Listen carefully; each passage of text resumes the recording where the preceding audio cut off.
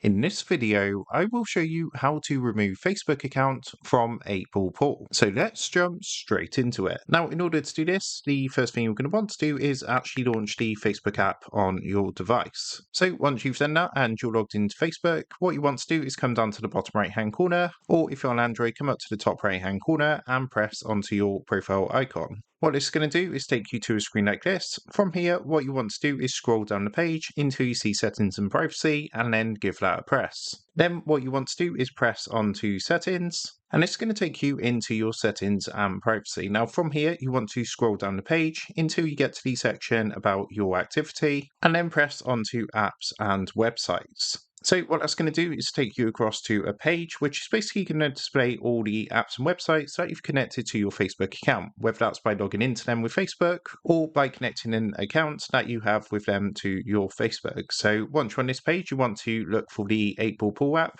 You can see mine's here. If you don't see yours straight away, you can come down and you can see a see more button. So if you press this and it's going to bring up some more apps, and you just want to keep doing this until you find 8-Ball Pool. Now, once you've located the 8-Ball Pool app, give it a press to be taken to the app screen. And from here, all you need to do is come up to the top and press the blue remove button. Now, once you've done that, you're going to get this pop up and all you need to do is come down and press remove to confirm. And that's going to go ahead and remove Facebook account from 8-Ball Pool. So that is how to remove Facebook account from 8-Ball Pool. With that being said, I hope this quick tutorial did help you out today, and if this did help you out, I would really appreciate it if you was to consider dropping down below the video, leaving a like, and also subscribing to the channel. With that being said, I just want to take a minute to thank you guys for watching this quick tutorial, and I will see you in the next video.